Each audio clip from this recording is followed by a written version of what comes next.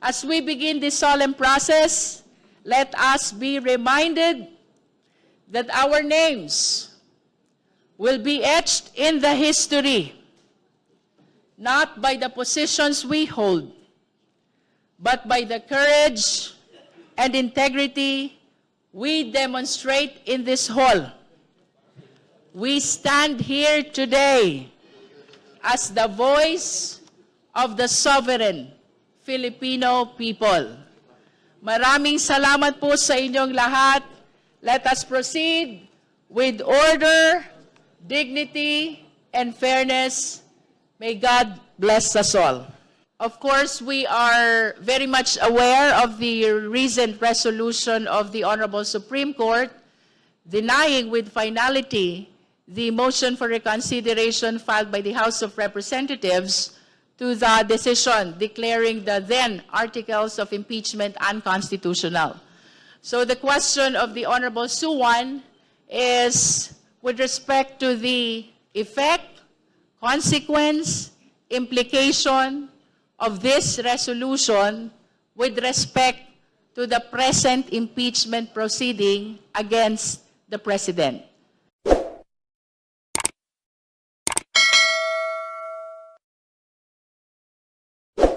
Good morning, my esteemed colleagues. To our deputy speakers, majority and minority leaders, vice chairpersons, and fellow committee members of this Justice Committee. Isang mapagpalayang umaga sa ating lahat.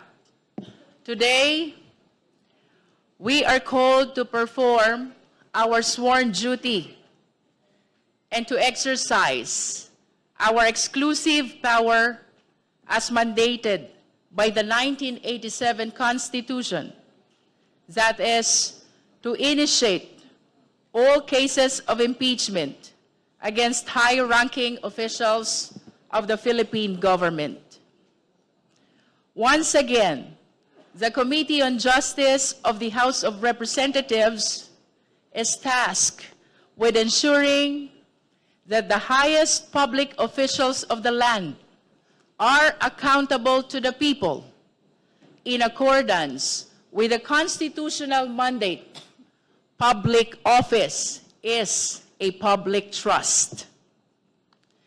Ito po ang unang impeachment proceeding sa 20th Congress. Ang unang impeachment complaint, De Jesus impeachment complaint, ay inihain noong ika-19 ng Enero ng kasalukuyang taon ni Attorney Andre R. De Jesus, isang ordinaryong mamamayan. Kalakip nito ang resolution of endorsement mula kay Representative Journey Jet V. Nisay ng Pusong Pinoy Party List. Ang pangalawa namang impeachment complaint, Maza et al. Impeachment complaint, ay formal na inihain noong ika-26 ng Enero ng kasalukuyang taon ni Liza Largoza Maza, Teodoro A. Casino, Renato Reyes Jr., Attorney Nery Colmenares, at 32 pang iba. Kalakip nito ang endorsement mula kina Representative Antonio L. Tino ng ACT Teachers Party List, Representative Sara I. Elago ng Gabriela Women's Party List, at ni Representative Rene Luis M. Co. ng Kabataan Party List. Both complaints were officially referred to the Committee on Justice on January 26, 2026. Ang respondent sa dalawang reklamong ito ay ang ating Pangulo, President Ferdinand Bongbong R. Marcos Jr.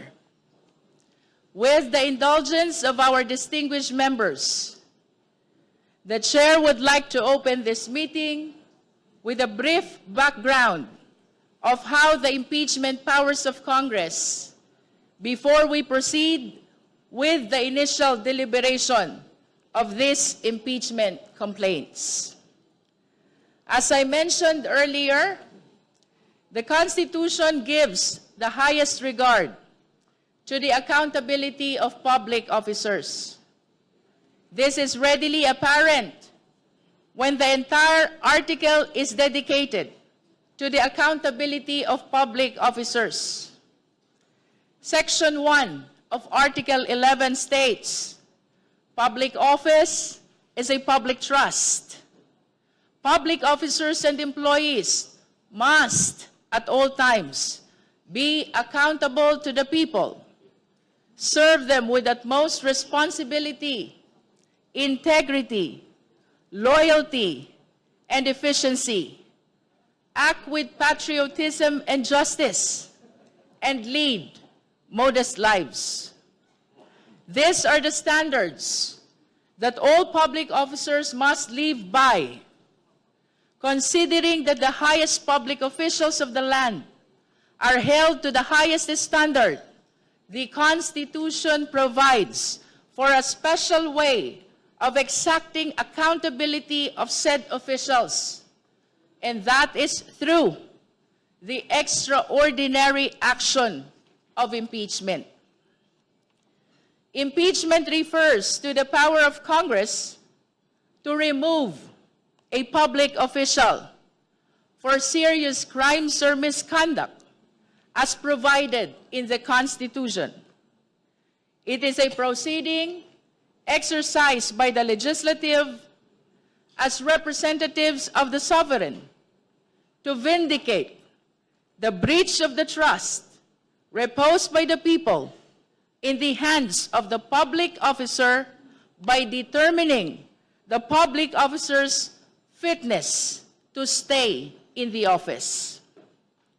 It is a process that is sui generis, or on a class by itself, since impeachment not only involves legal, factual, and constitutional questions, but it also has a political aspect, owing largely to the fact that it is the duly elected representatives of the people, the members of the House of Representatives, as well as the Senate, who are given the sole and exclusive power to initiate and ultimately decide all cases of impeachment.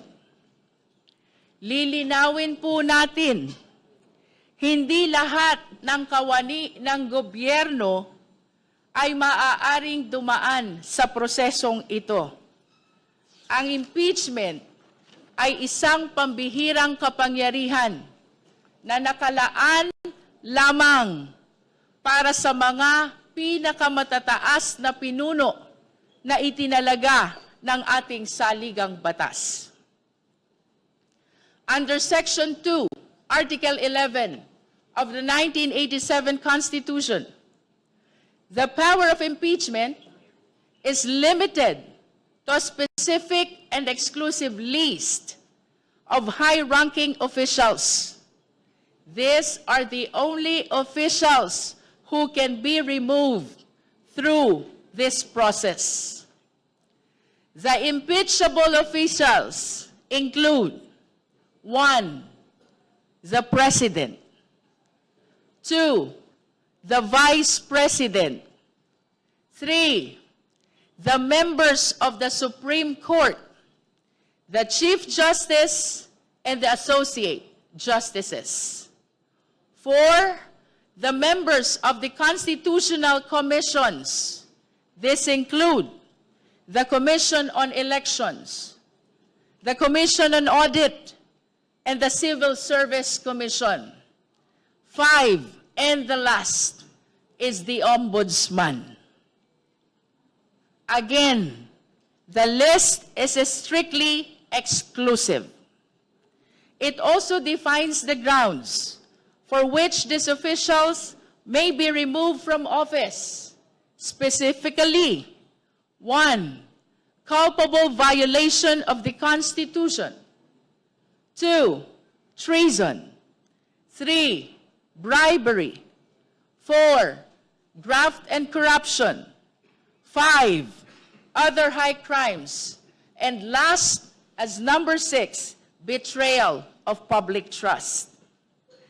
Section 3 of the same Article 11 of the Constitution outlines the procedure for impeachment from the filing of a complaint by a member of the House of Representatives or by any Filipino citizen to the actions to be taken by the House of Representatives and the Senate in initiating and trying the case for impeachment. The first paragraph of Section 3 states, the House of Representatives shall have the exclusive power to initiate all cases of impeachment.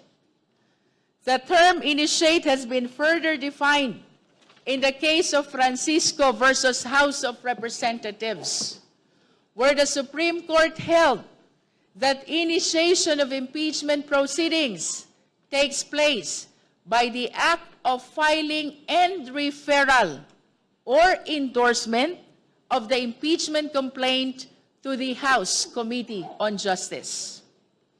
The second paragraph of Section 3 states the manner of filing of a complaint and the process to be followed by the House and the committee in taking up such a complaint.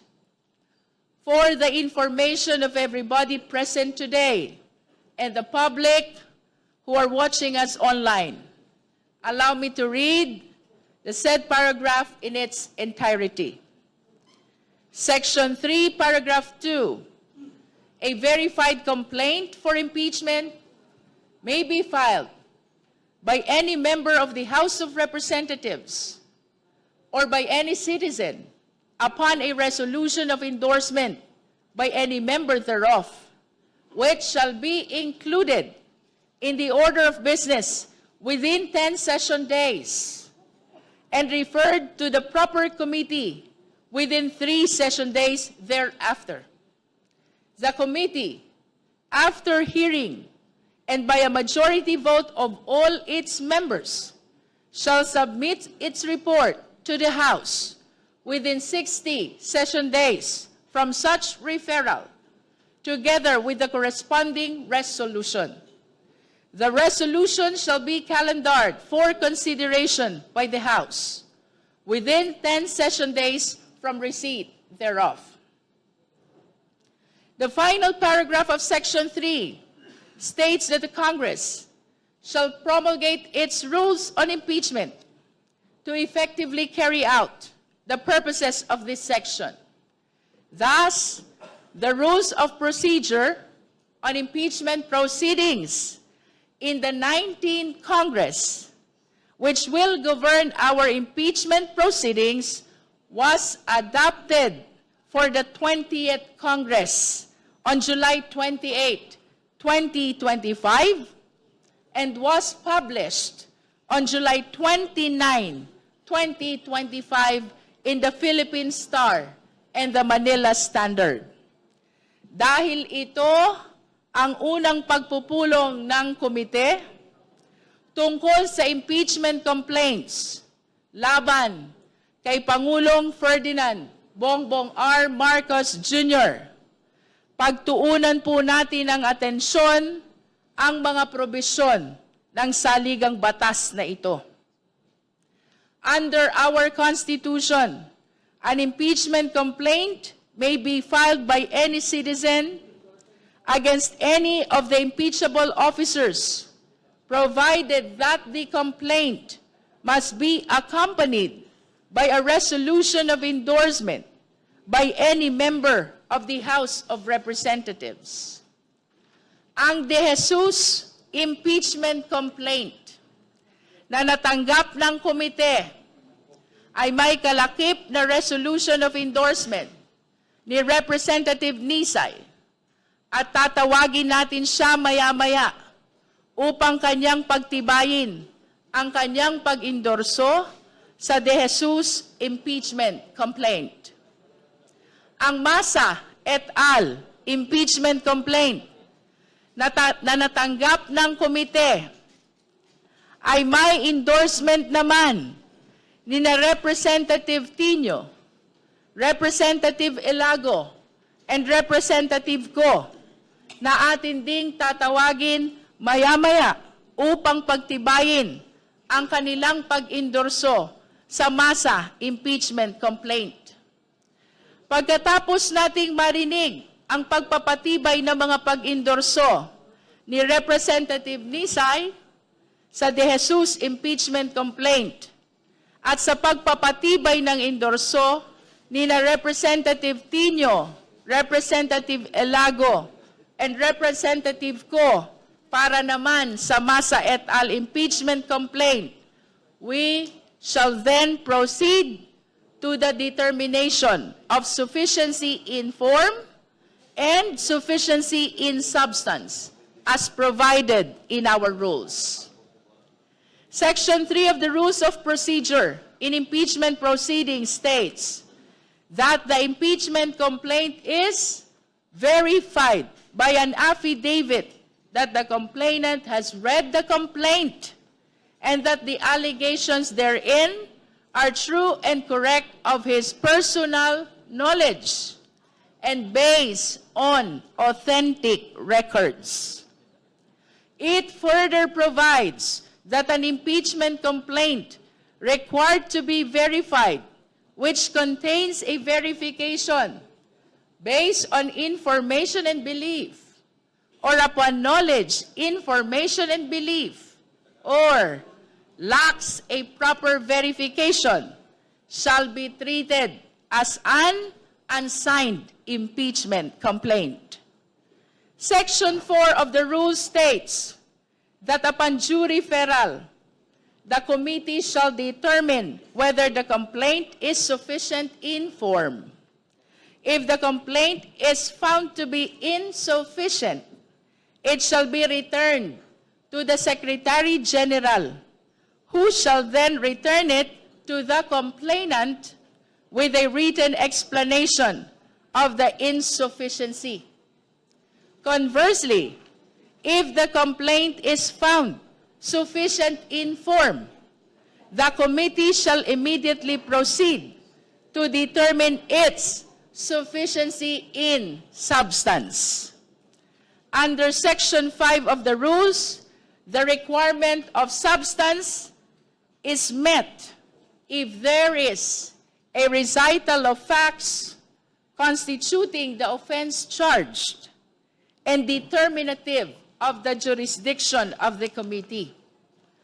If the committee finds that the complaint is not sufficient in substance, it shall dismiss the complaint and shall submit its report to the plenary. If the complaint is found to be both sufficient in form and substance, we will then proceed with notices and filing of pleadings, and thereafter can we only proceed with the hearing proper to determine whether there are sufficient grounds for impeachment and ultimately whether or not there is probable cause to impeach the respondent in the complaint. Sa pagkakataon pong ito, mga kasamang miyembro ng Justice Committee, let the Chair read our ground rules which will guide us in our entire proceeding. 1. May 39 na regular members tayo sa committee. Ang quorum ay 1/5.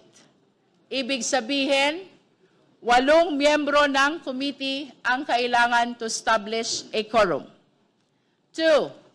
Ex officio members, Speaker, Deputy Speakers, Majority and Minority Leaders and Deputies.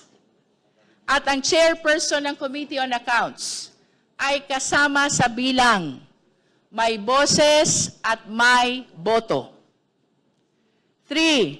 Kung mayroong miyembro na may gustong sabihin, makipag-ugnayan lang sa committee secretary para maisama kayo sa listahan.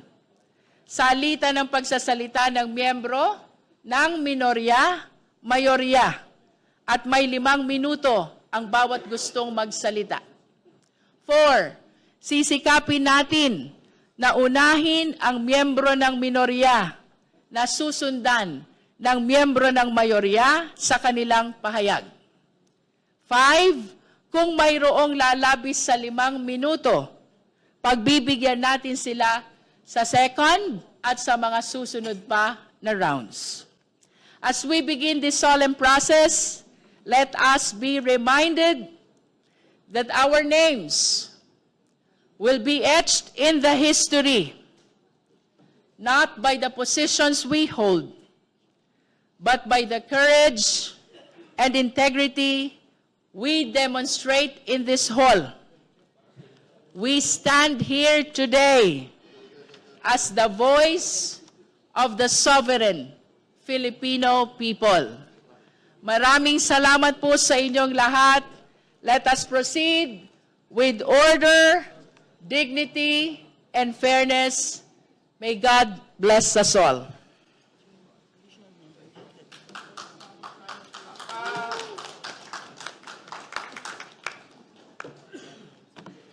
Before we proceed, we would like to acknowledge the presence of the Honorable Chino Miguel D. Almario from the 2nd District of Davao Oriental. Thank you, Kong. The Honorable Laarni Lavin Roque from the 4th District of Bukidnon. Thank you, Congresswoman. The Honorable Maria Rene Ann Lourdes G. Matibag from the 1st District of Laguna. Thank you.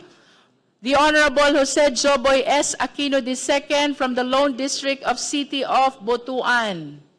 Thank you, Kong. The Honorable Ramon Rodrigo L. Gutierrez from the One Rider Party List. Thank you for coming. The Honorable King George Leandro Antonio V. Colliantes from the 3rd District of Batangas. Thank you. The Honorable Senior Deputy Majority Leader Lawrence R. Defensor. Thank you, SDML. The Honorable Deputy Speaker Christine Singson Mihan. Thank you for coming, DS. The Honorable Deputy Speaker Yasser Alonto Balindong. Thank you, DS. The Honorable Deputy Majority Leader Honorable Munir N. Arbison Jr. Thank you for coming.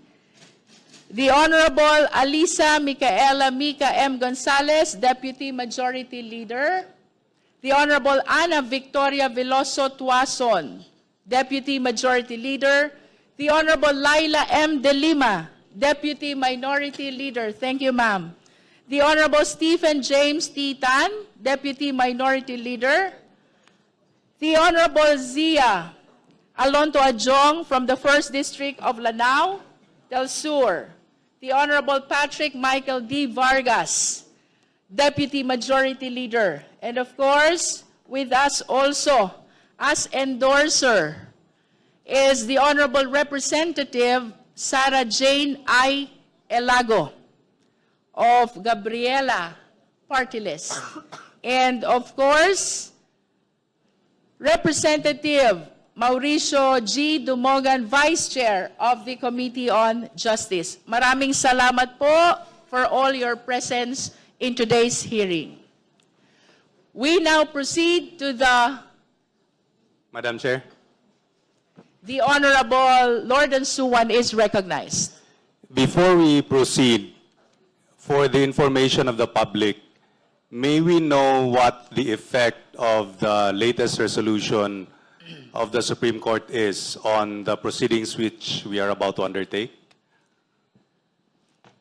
Of course, we are very much aware of the recent resolution of the Honorable Supreme Court denying with finality the motion for reconsideration filed by the House of Representatives to the decision declaring the then articles of impeachment unconstitutional.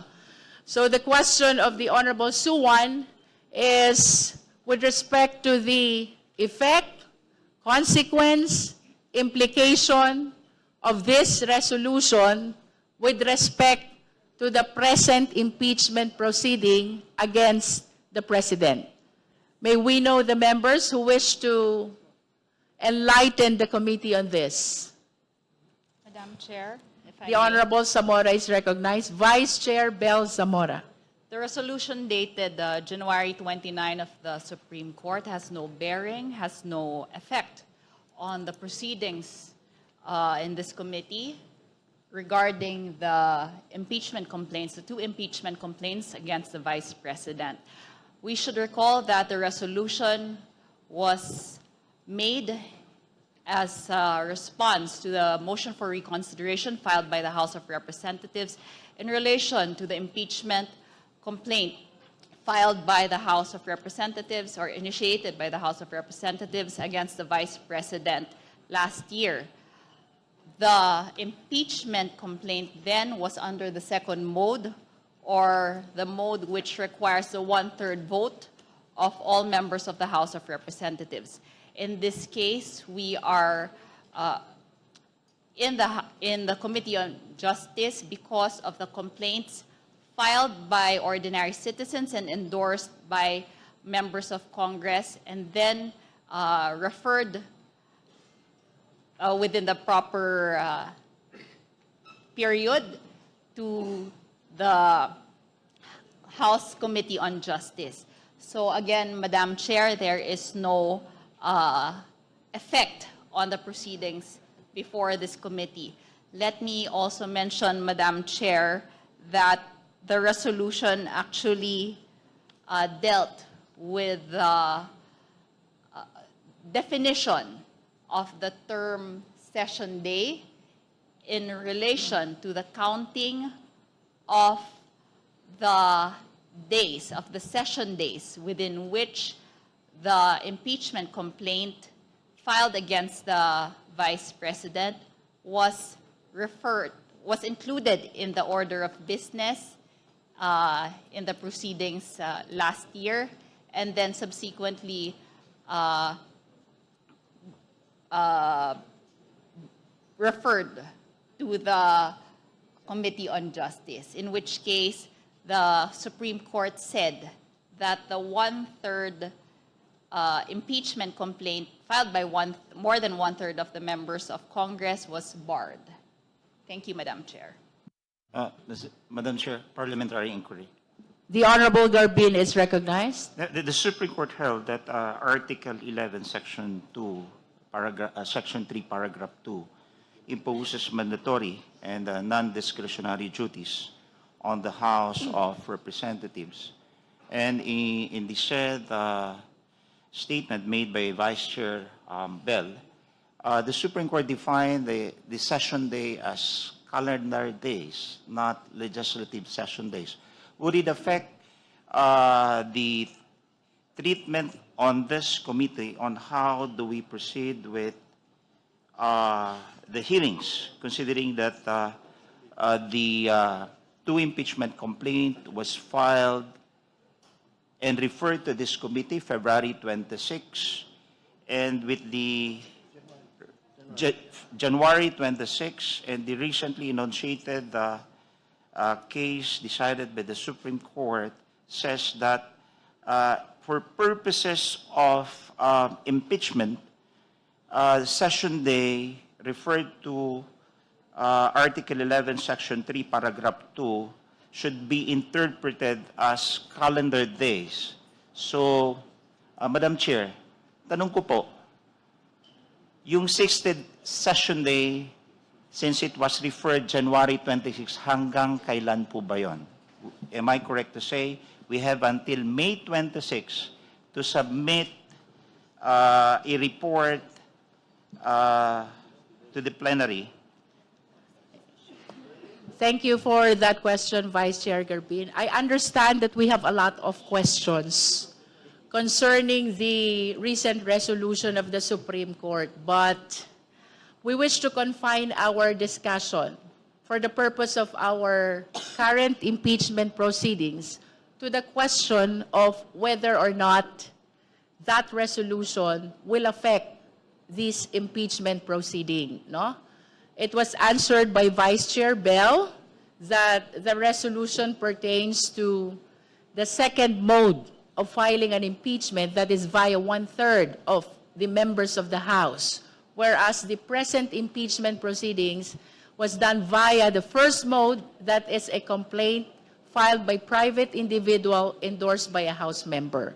Nevertheless, while the chair wished to defer some questions to the decision of the House of Representatives as an institution, I would like to recognize Vice Chair Kit Flores also to share his insight on the question raised by the Honorable Vice Chair Garbin. Madam Chair, thank you. Even with the new definition of the Supreme Court on what a session day is, the current complaints that we are tackling, Madam Chair, fall within the periods given by the Supreme Court. So I guess there is nothing yet to discuss as of now. Thank you, Madam Madam Chair. Chair. Thank Madam- you. Just to raise again that the constitutional procedure decided by the Supreme Court deals with the period within which the committee and the House referral and the very definition of the session day. So I get it from Vice Chair Keith Flores that the same was properly observed, and that what I'm asking before this committee, Madam Chair, is that should we follow the new definition enunciated by the Supreme Court, that when we speak of session day, we will refer it and interpret it as calendar days. Madam Chair. The Honorable Congressman Rufus Rodriguez is recognized. Thank you, Madam Chair. I could foresee the reason why the Supreme Court did this. Because during the last Congress, the 19th Congress, there were so many, so many suspension of sessions. And so therefore, it took about more than a month to be able to refer. So it defeats the purpose, and I agree with the Supreme Court. We should never, suspend and suspend and suspend. No more adjournment of session, so that it will just be considered one session day. And it takes a month. It takes about more than 3 times 4, 12 session days. So therefore, we agree that it should be calendar days to make sure that the impeachment complaints are properly and on time, timely, be referred to the Committee on Justice.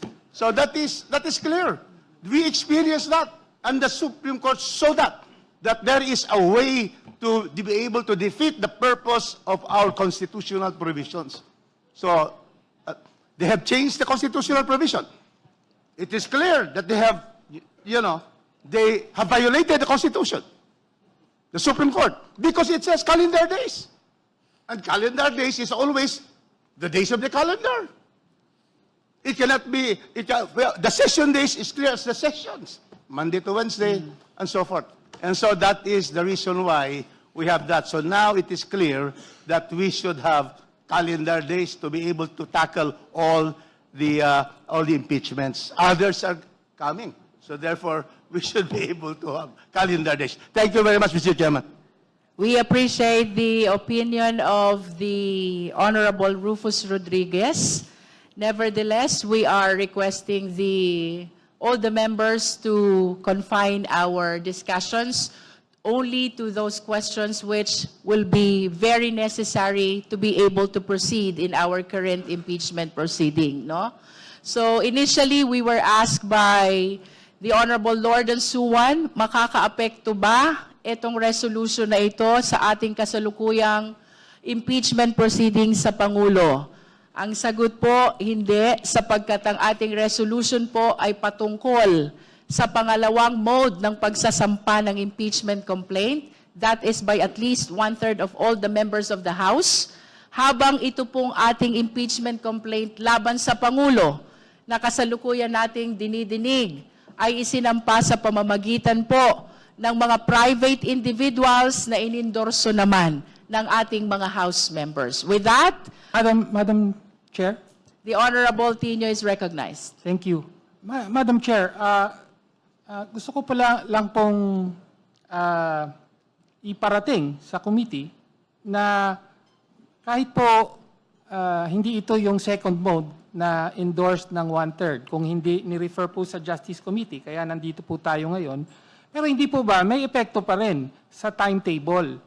Kasi sabi dito, determination of sufficiency in form, the Secretary General within 3 session days will return with a written explanation of insufficiency.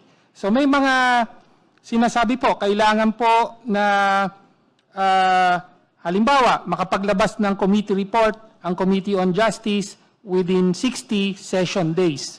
So dahil po ang Supreme Court decision ay nagbigay ng bagong kahulugan sa session day bilang calendar day, may epekto po sa timetable. Hindi po ba?